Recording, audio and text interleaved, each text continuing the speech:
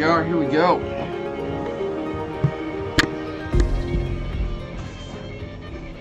Got a lot to do today. Alright, check it.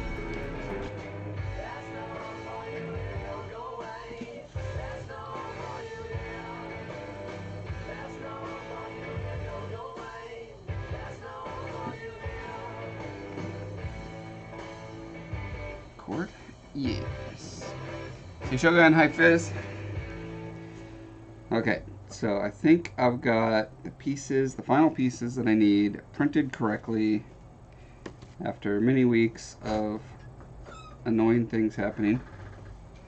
So one thing I was trying to do simultaneously is I was trying to get the exact dimensions of my print bed. So I actually, in Photoshop, I made this ruler. Can you see how, uh-oh, did we run out of card?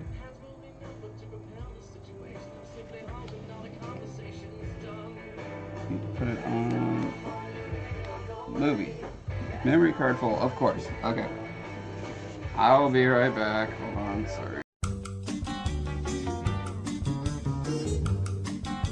So, as I was saying, yes, this is the size of the print bed. And you can see it gets all warped and distorted as it gets past about 6. So these are millimeters. You can see this. Yeah, okay. So yeah, I made this ruler in Photoshop and then used it as like a displacement stamp in ZBrush to make this plate that has these precise measurements on it. Because there's technically what it's supposed to be able to give you, which is something like 12.1 in length here, and it turns out it's actually quite shy of 12 practically because of the dispersal of the UV light that comes up through the bed. Even though I got the upgrade, which is supposed to help with that, I don't know, I really wish I would have done one of these before I did the upgrade so I could see exactly what the difference was. But yeah, anyway, so this will help me a lot to know when I am laying stuff out on the computer how much I can, how much space I can get away with using. Yeah, and here's a fun comparison between two different materials. And what's also interesting about this is you can kind of see the pattern of the, you see how there's kind of, so there's a square pattern, right? But there's also kind of a honeycomb pattern back there. That, I believe, is because the cells of the UV lights, like it's a UV LED, and it's in like this bubble, like this set of bubbles, kind of like a clear egg carton. And I think that's supposed to help diffuse the UV light better because you want it to be very even across the whole surface. But yeah, you can kind of see there's a little bit of a seam between them. It's pretty interesting. I want to show this failed skull right here. See how it got all squashed. There we go. Yeah. Kind of looks like a Skeksis helmet. But yeah, so here's the successful one that I believe is not squashed.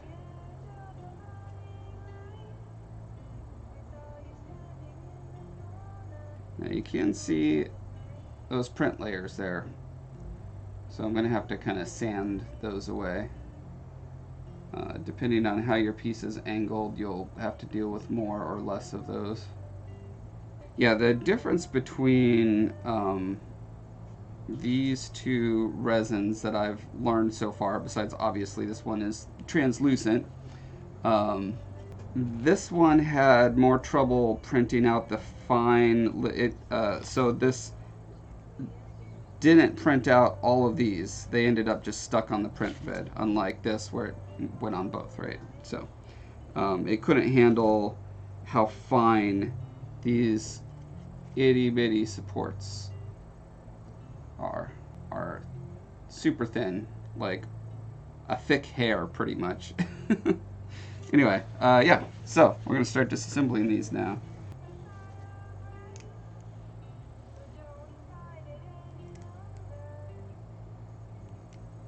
Came out just fine, so I'll be able to thread these together like so, and yeah, make a good neck skeleton. I think ideally I would have actually disassembled this before I did the UV setting on it,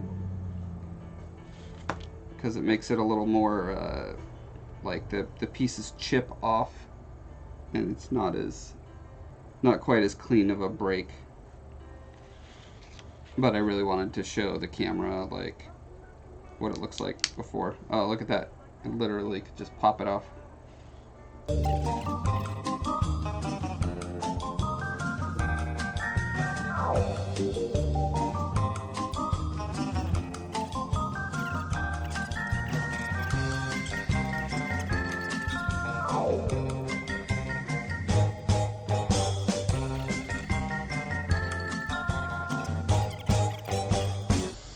Pretty nice.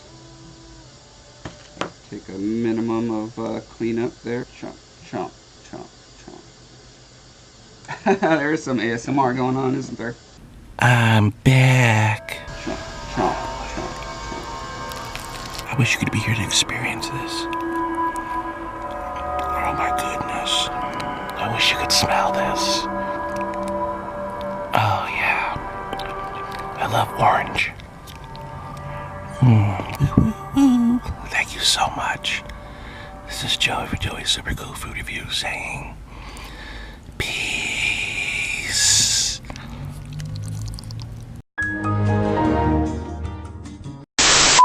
So for whatever reason, I was too lazy to drill a hole through this in ZBrush, so I'm going to have to do it in real life. It was one of those things where I was like, I'll just do it later in real life. Use that little one to get a starting hole. I don't think I should say the name of the band, just for, you know, I'm doing it as a commission, and you never know how, you know, if they want to have a reveal or whatever. And then I got to do the background. I started working on it, and now I have a better idea how to do it, so I'm going to start it over. But it'll be a problem.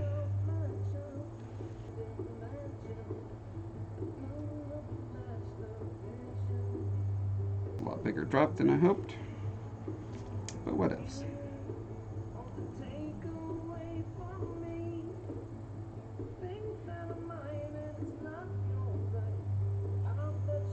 So, now that this is super glued in place, it's really, well, stiff, quite naturally.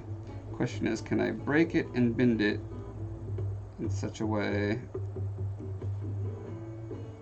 but where they'll still kind of stay intact? And it looks like, more or less, the answer is yes. So I can do that kind of thing. And it looks pretty good. Pretty good. Yes, yes.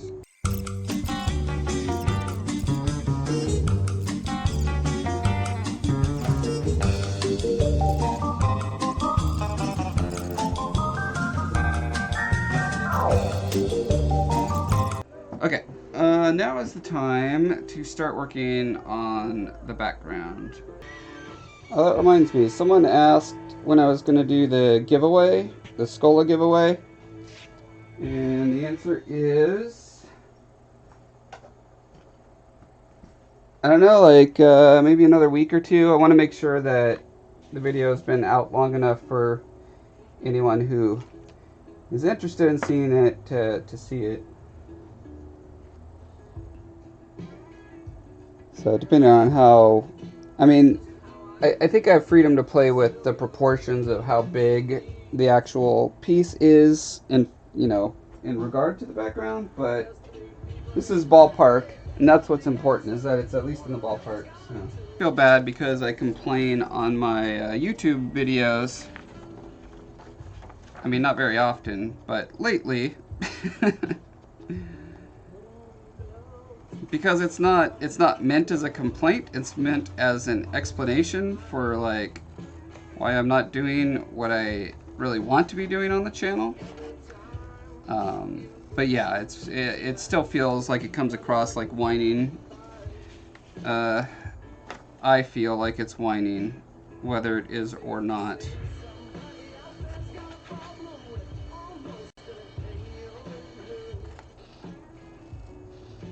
Stop whining. That was my impression of Arnold Schwarzenegger, everyone. I hope you enjoyed it. Stop whining. So my idea to do the background here. Well, first I was just going to do it on like a concrete looking background with the black stripe, just like, you know, peeled paint or whatever. But I figure since I'm doing a dimensional, like sculptural take on this, it'd be nice to make it a little more dimensional. So now what I'm thinking is I'm going to have this black area, it'll still be like peeling paint, but it's going to be inset a little bit.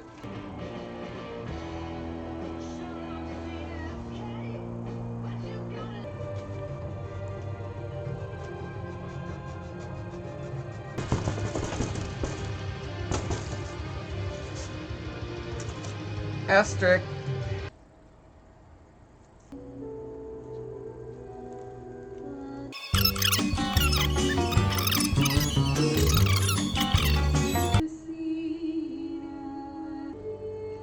Another thing I could do is just not worry about the bevel for now. I can just get all the trenches nice and consistent and clean, and then go in on another pass and add a little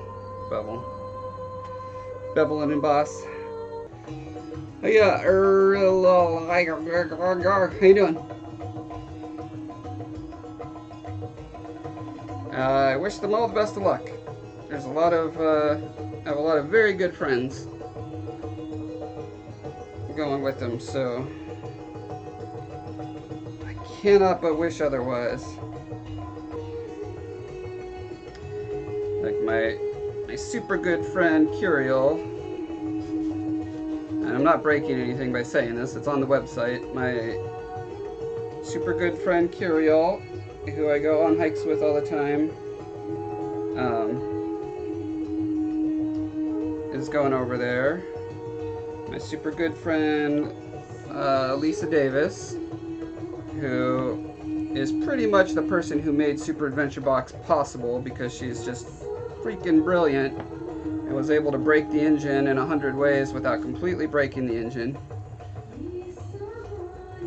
In a matter of months, made a completely separate game in Guild Wars. Man, like, can't say enough about how brilliant she is.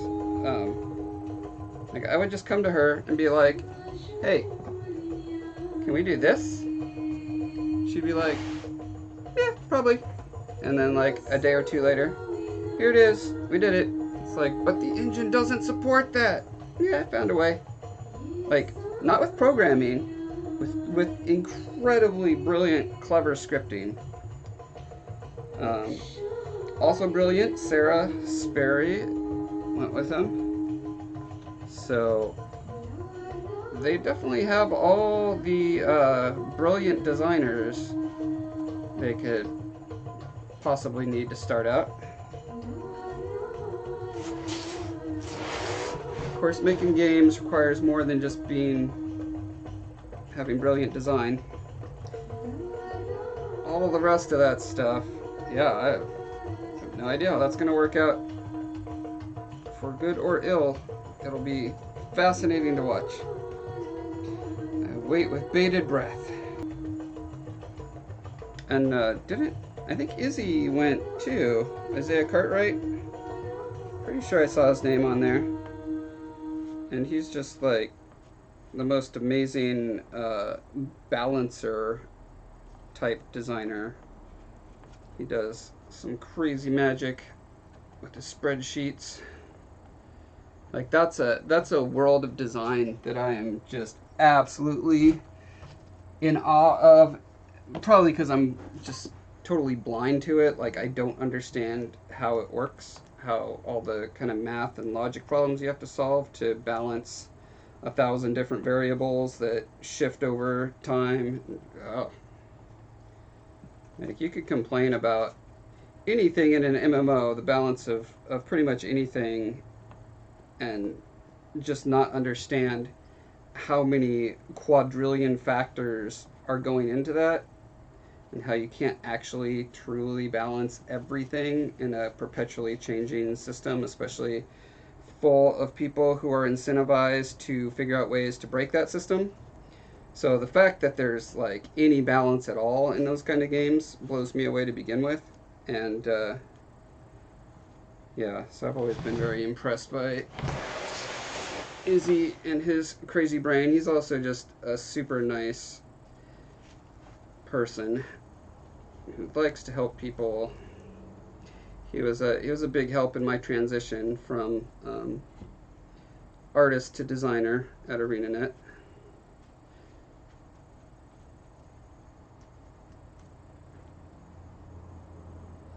And oh yeah, Tirza Bauer, who's amazing. I've worked with her for what, like 9 or 10 years. She is the super sweetest person and incredibly talented.